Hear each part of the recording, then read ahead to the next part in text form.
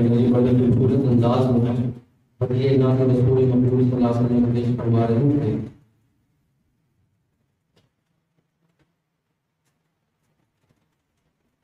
الحمدللہ حضرت مولانا فریل احمد فروغ صاحب دامت برکاتہ العالیہ اسی سے تشریف لائے۔ اللہ رب العزت نے ان کو بہت بڑا کام دیا اور کام دے بھی رہے ہیں۔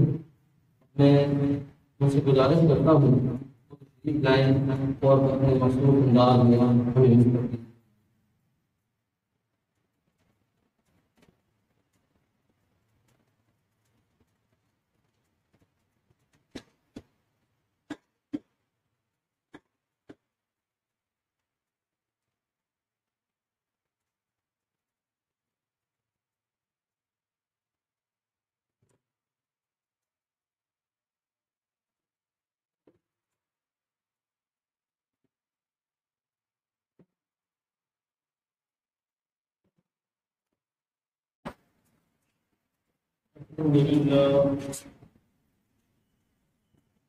الحمد لله نحمده ونستعينه ونستغفره ونؤمن به ونتوكل عليه ونعوذ بالله من شرور أنفسنا ومن سيئات أعمالنا من يهدي الله فلا مضل له ومن يضلله فلا هادي له ونشهد أن لا إله إلا الله وحده لا شريك له ونشهد أن محمدا عبده ورسوله قال الله تبارك وتعالى في الكلام المجيد والفرقان الحميد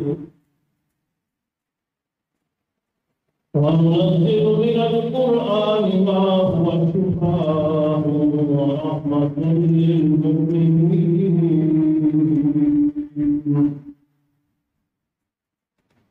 وقال في مقام آخر إنا نحن نزلنا الذكر وإنا له لحافظون وقال النبي صلى الله عليه وسلم خيركم من تعلم القرآن وعلمه أو كما قال النبي صلى الله عليه وسلم صدق الله مولانا العظيم وصدق رسوله النبي الكريم ونحن على ذلك لمن الشاهدين والشاكرين والحمد لله رب العالمين اللهم صل على سيدنا ومولانا محمد وعلى آل سيدنا ومولانا محمد وبارك وسلم عليه۔ برادران اسلام، بزرگوں، دوستوں، بھائیوں، ہماری خوش قسمتی اور سعادت ہے اس بابرکت محفل میں شرکت کا موقع میسر آیا۔ حضرت قاضی صاحب محمد برکات العالیہ کی دعوت پر حاضری ہوئی۔ ماشاءاللہ سارے پڑھے لکھے اہل علم لوگ ہیں۔ یہ مقصد اس پروگرام کا ایک تذکرہ ہے، جو باتیں سنی ہیں اس کو بار بار دہرانا تاکہ ایمان تازہ ہو، کیونکہ دینی مجلس اور محفل میں بیٹھنے سے ایمان بڑھتا ہے، ایمان کی کیفیات بڑھتی ہے۔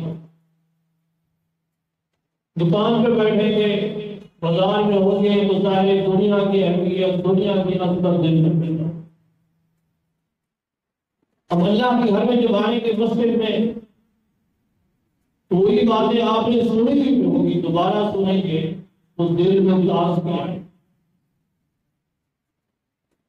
اس لیے میرے محترم یہ مجالس منعقد کی جاتی ہیں، پھر یہاں قاری صاحب کے صاحبزادے اور قاری قاسم صاحب مرحوم کے صاحبزادے ہیں تکمیل کی ہے، اسی خوشی اور نسبت کے اعتبار سے میں یہ پروگرام رکھا گیا۔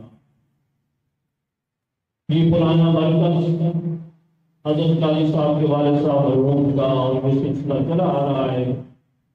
مشکلات اور مسائل اور تکالیفوں کے باوجود اس دین کی غلبے کی محنت کو جاری رکھا قاری صاحب کے گھرانے نے، افراد اور بھائیوں نے، اور جتنی مشکلات بھی آئیں غلبہ دین کی محنت، دین کی اشاعت، دین کی تعلیم، قرآن کی تعلیم، ہزاروں بچے یہاں سے فارغ ہوئے، پڑھا۔ اللہ تعالیٰ اس چشمے کو جاری رکھے اور اس میں مزید ترقی عطا ہو۔ میرے محترم، یہ دین کی نسبت اور اہل اللہ کی مجلس میں بیٹھنا، اچھی محفل میں بیٹھنا اور سکون کی اطمینان سے بیٹھنا، یہ ایمان کی علامت ہے۔ حدیث میں آتا ہے کہ مومن مسجد کے اندر ایسے ہے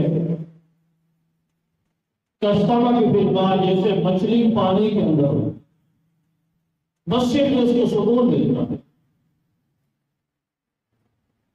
اور مسجد سے باہر مومن ایسے ہے جیسے مچھلی پانی سے باہر، تو بے چین ہو جاتا، کاروبار کرنا ہے، ضروریات ہیں، وہ ساتھ لگی ہوئی ہیں، لیکن سکون اس کو اللہ کے گھر میں دینی پروگرام میں، دینی مجلس میں ملتا۔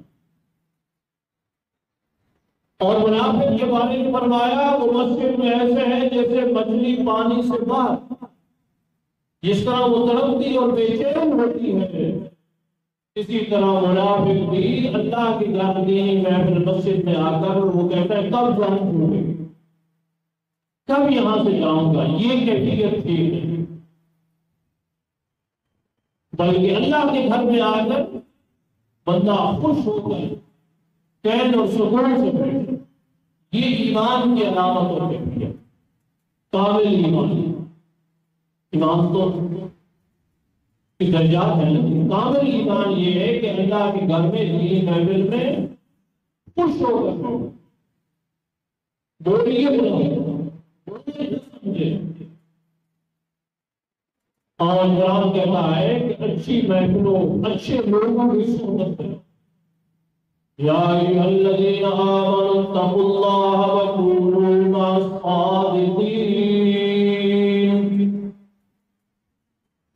اے ایمان والو اللہ سے ڈرو، وکونوا مع الصادقین، سچے لوگوں کی صحبت میں رہو جو اہل حق ہیں، انبیاء کرام، صحابہ کرام، تابعین، اسلاف کے نقش قدم پر چلنے والے، اللہ کی مخلوق کو دین کا صحیح تعارف کرانے والے، ایسے لوگوں کے ساتھ وابستہ رہو۔ آمنوا اتقوا اللہ وکونوا مع الصادقین، ہمیں حکم دیا گیا ہم اچھی محفل میں بیٹھیں۔ حدیث میں آتا ہے اچھی اور بری محفل کی مجلس کی مثال سرکار دو عالم صلی اللہ علیہ وسلم نے بیان کی، فرمایا کہ بری محفل ہے جو بازار کا، دنیا داری کا ماحول ہو، جہاں فضولیات، باقی حلال کاروبار، تجارت، وہ بھی میرے محترم شریعت کی تعلیم ہے، وہ بھی کرنا، لیکن جہاں فضولیات، نہ دین کا فائدہ نہ دنیا کا فائدہ، ایسی محفل اور ایسی مجلس، ایسا ماحول ہو، آپ صلی اللہ علیہ وسلم نے فرمایا اس کی مثال ایسے ہے جیسے لوہار کے پاس میں بیٹھا ہو اور بھٹی کے اندر آگ جل رہی ہو اور وہاں آ کر بیٹھتا ہے، اب دھواں بھی ہے، آگ کے گرمائش بھی ہے، اب کیا ہوگا؟ اس کے کپڑے خراب ہوں گے، میلے ہوں گے، اور یا کوئی چنگاری اڑ کے اس کے کپڑوں کو جلا دے، بری مجلس کا فرمایا یہ اثر ہے، اس کی ایمانی کیفیات پر اثر،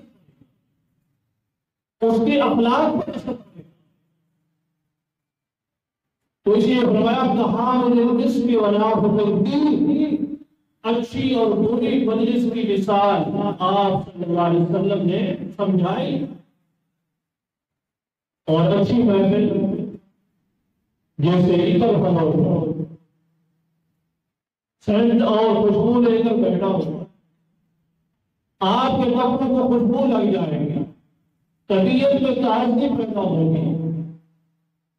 اور اگر آپ نے خوشبو لگائی نہیں لیکن خوشبو سے آپ ضرور وہ کیفیت حاصل کریں.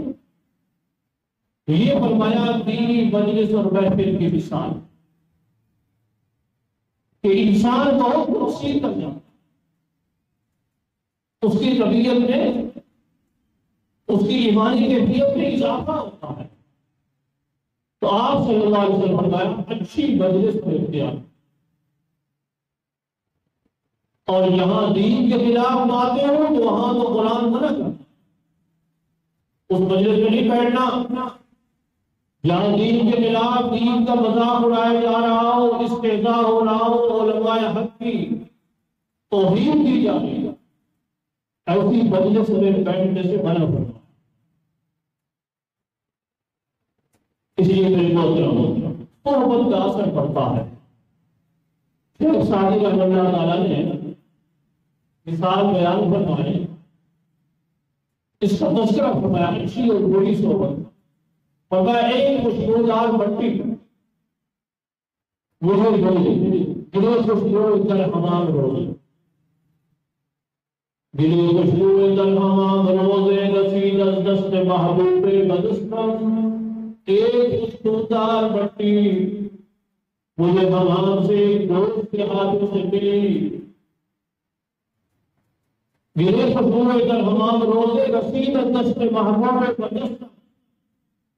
بدو کی مشکی یا ابھی کہ ازدوے دلاوے سے دمستم. میں نے کہا کہ اب کیا تو امبر خوشبو ہے، یہ کیا وجہ، یہ خوشبو کہاں سے آ گئی؟ ہمارا جمال ہم نشین درمن اثر کر دے. مجھے خوشبو کی صحبت نے، پھولوں کی صحبت نے، پھولوں کی صحبت نے میرے اندر خوشبو پیدا کر دی. مگر تمن ہم آخام کیا تھا، مگر میں بھی وہی مٹی. یہ ہے اچھی صحبت کا اثر. رسول اللہ کی صحبت میں عرب کے بدو اور جاہل اور جو تہذیب سے جہاں چناب ہے، اور جب نبی کی صحبت میں آئے تو میرے محترم دنیا کے امام بنے. حضرت فاروق اعظم رضی اللہ عنہ کہتا ہے عمر تو جو اونٹ چلانے بھی نہیں آتے تھے، تیرے والد نے تجھے ڈانٹا، آج تو دنیا پر حکمرانی کر رہا ہے. کیسر کسرا کی صحبت دار کی طرف سے لفظ بدلتان ہے. وہ قرآن کی تعلیمات اور رسول اللہ کی صحبت کا، یہ ہے اچھی صحبت کا اثر. یہ قرآن، یہ دین ہمارا محتاج نہیں، ہمیں ضرورت ہے. بادشاہ اگر کسی کو خدمت کے لیے بلا لینا لازم رکھ لے، اس آدمی کا بادشاہ پر احسان نہیں، اس کو تو ہزاروں ملازم مل جائیں. اس لیے فرمایا محنت بنے جس خدمت سلطان میں رونی، منت اجر شناس کے برائے خدمت گزارے. یہ انسان منزلہ پنجلا کہ تم بادشاہ کی خدمت کر رہا ہے. بادشاہ کا احسان ہے کہ اس نے تجھے خدمت کے لیے مقرر کیا. یہ اللہ کی توفیق اور اس کا احسان ہے کہ اہل حق سے انسان وابستہ ہو، دین داروں سے تعلق ہو جائے، دینی محفل میں شرکت ہو جائے. مگر نہ ہم سے کوئی بہتر ہزاروں لوگ جو دین سے دور ہیں.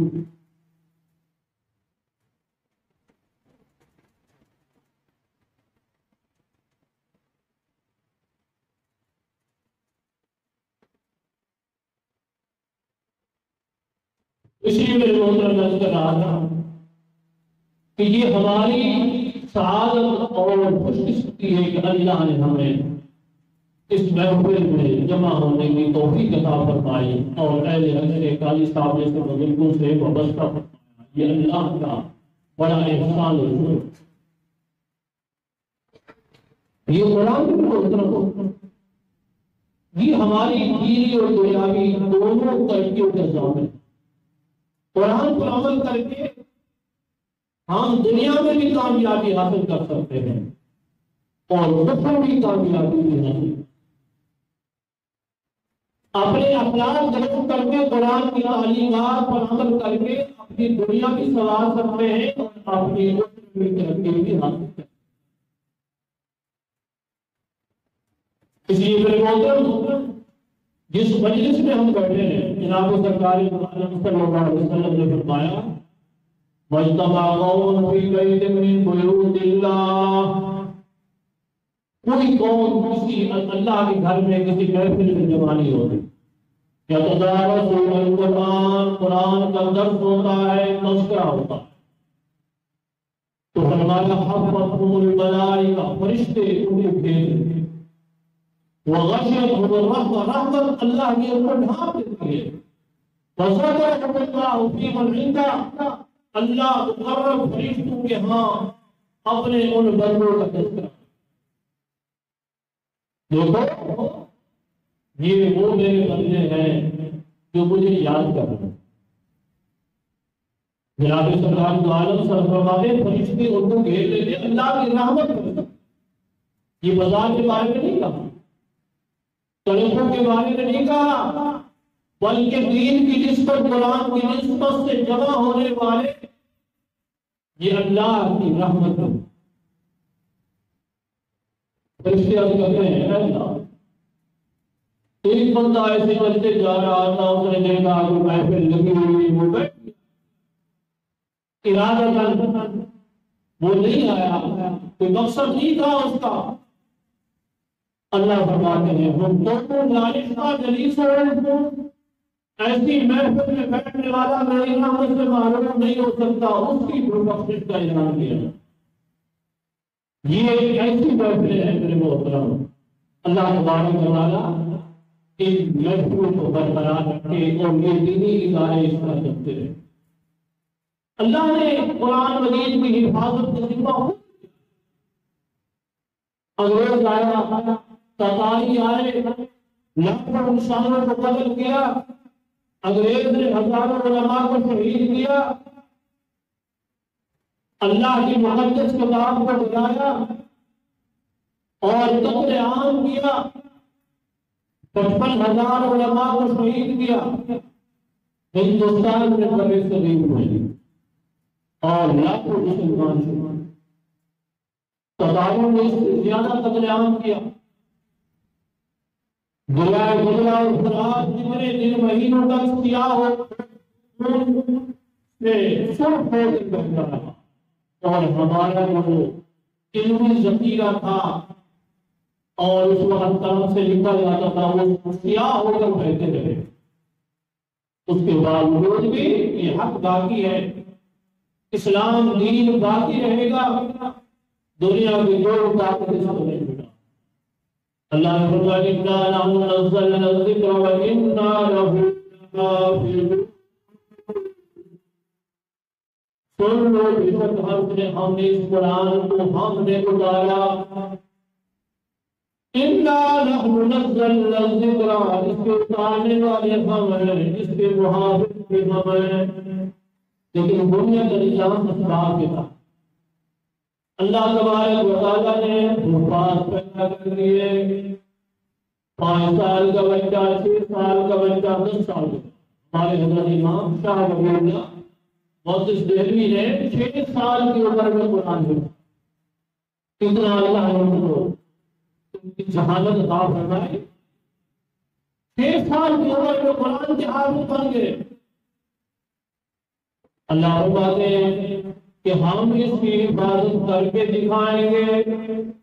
اِنَّا لَهُ الذِّكْرَ وَإِنَّا لَهُ. اللہ تبارک و تعالیٰ ہمیں اہل حق سے وابستہ رکھے اور قرآن کی خدمت سے، قرآن کی تعلیم کے ساتھ وابستہ رہیں۔ وآخر دعوانا الحمدللہ۔